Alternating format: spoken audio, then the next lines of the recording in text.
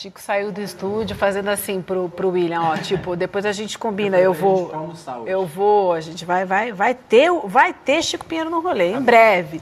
Mas a gente vai conversar agora com o Caio de Freitas, do Entre Linhas do Poder, Caio que esteve conosco na semana passada, que é especialista em temas socioambientais, né? Vamos conversar então, Caio, bom dia para você, bem-vindo novamente ao ICL.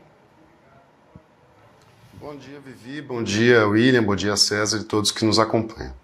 Seguimos falando da ABIN paralela de ramagem, né, Caio? Hoje, deputado federal, a Agência Brasileira de Inteligência se infiltrou na época dele, né, para vigiar favelas do Complexo do Alemão e na Maré, no Rio de Janeiro, entre 2021 e 2022, durante o governo Bolsonaro. A missão foi batizada como a Operação Trojan e envolveu a instalação de câmeras ocultas em mototáxis para espionar as duas comunidades, onde moram quase 180 mil pessoas. E o Caio vai contar essa história para a gente, uma história que está no site da Pública. A gente queria entender, Caio, qual que era o argumento ou a justificativa para essa operação. Vivi, não só vocês gostariam de entender como a Polícia Federal, a Controladoria Geral da União e a própria ABIN também querem entender exatamente qual foi a justificativa dessa operação. O que a gente pôde apurar até aqui revela que entre 2021 e 2022, né, na época da gestão do Alexandre Ramagem, houve essa tentativa de se infiltrar e espionar especificamente esses dois complexos de favelas no Rio de Janeiro. A ação ela foi coordenada tanto em Brasília quanto no Rio de Janeiro, e isso é um detalhe importante para a história. Quem acessar o site da Pública vai pegar ainda mais detalhes do porquê, mas basicamente porque as pessoas que cuidaram dessa operação eram dois homens de confiança do Alexandre Ramagem. Em Brasília, mas assim, tanto em Brasília quanto indo eventualmente para o Rio de Janeiro, estava um policial federal chamado Felipe Arlota Freitas, que desde janeiro de 2024 está afastado da corporação, da Polícia Federal, que foi para onde ele retornou após o fim do governo Bolsonaro, por envolvimento com a ABIN paralela, né? Tudo leva a crer que ele fazia parte da ABIN paralela, e inclusive na operação da semana passada, a representação da Polícia Federal aponta que o Felipe Arlota Freitas ele era o assessor direto do Ramagem, então ele era responsável por tocar várias das operações e intentos clandestinos ligados à antiga gestão da ABIN. E a outra pessoa de confiança que se envolveu nessa operação era o então superintendente da ABIN no Rio de Janeiro, um ex-capitão do Exército chamado Vitor Felizmino Carneiro. Ele é filho do atual presidente do Clube Militar, né, que é conhecido por congregar boa parte do nicho mais conservador, mais reacionário dos militares. E é interessante notar que depois das atividades que ocorreram em 21 e no início de 22, basicamente, o Vitor Felizmino ele ascendeu na agência, né? Ele acabou sendo escolhido como o substituto, na prática, do Alexandre Ramagem em abril, quando o Ramagem teve que sair da agência para concorrer ao cargo de deputado federal.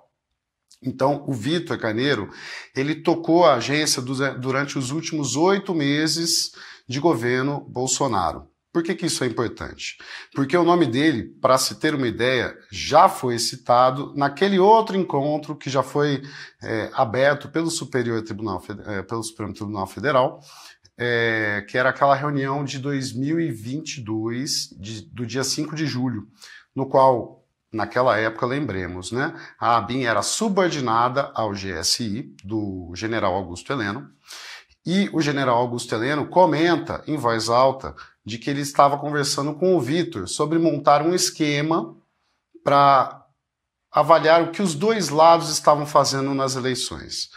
Antes dele continuar a explicar que esquema que era esse, o Bolsonaro interrompeu, né, a fala do general Heleno e pediu para eles conversarem em particular na sala.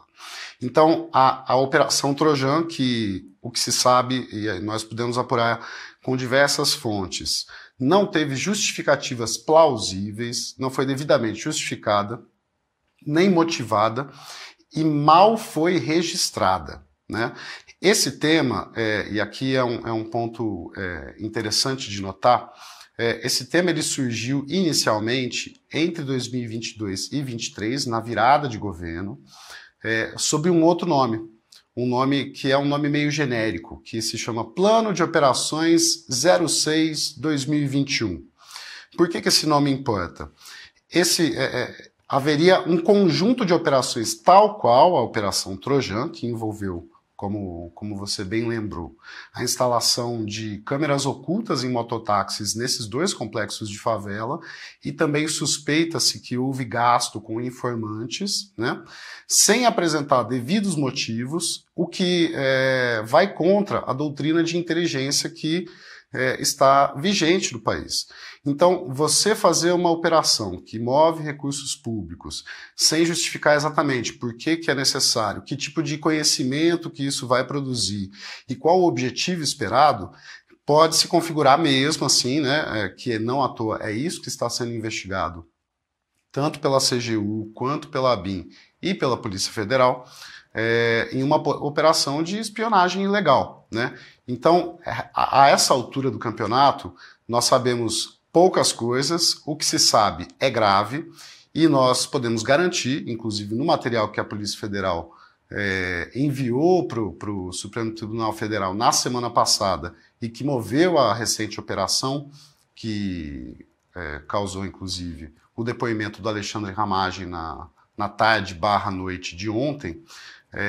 Um dos temas que está sendo investigado é, inclusive, a genérica chamada Operação 06. Né? Então, faltam muitas respostas e eu imagino que ontem o ex-diretor-geral da ABIN teve que explicar muita coisa sobre a Operação 06 e, por consequência, sobre a Operação Trojan. Por que foi feita? O que rendeu disso? Foi aproveitado? Não foi aproveitado?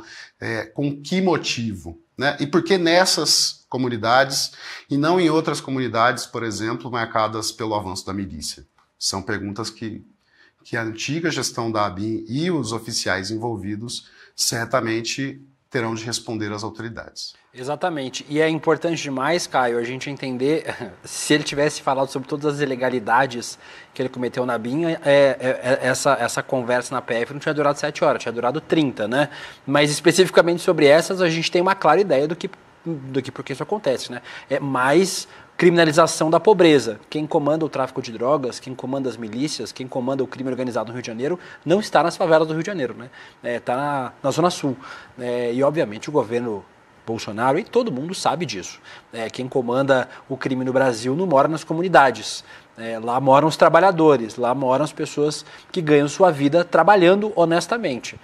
Mas é mais um movimento bolsonarista, à época institucionalizado, de criminalização da pobreza. Né? Esse mesmo pessoal que quis dizer que CPX era cupincha de criminoso, quando na verdade quer dizer apenas complexo, essa é mais uma tentativa que a gente vê do bolsonarismo de criminalização de pessoas que vivem em áreas como as comunidades do Rio de Janeiro vivem. É impressionante como cada elemento novo que a gente tem, e o Caio fez agora uma explicação excelente para a gente de como se deu esse processo de espionagem nas comunidades do Rio de Janeiro, tem esse elemento claro de criminalização dos pobres e das comunidades cariocas. Terrível. Caio, querido, eu vou te agradecer. Obrigada. Bom finalzinho de semana para você. Pedir para a nossa audiência também acompanhar a tua reportagem na Pública e todo o trabalho que você tem feito, viu? Muito obrigada. Semana que vem a gente se vê por aqui. Perfeito, gente. Muito obrigado. Bom fim de semana e bom trabalho a todos. Obrigada. Obrigado, Caio.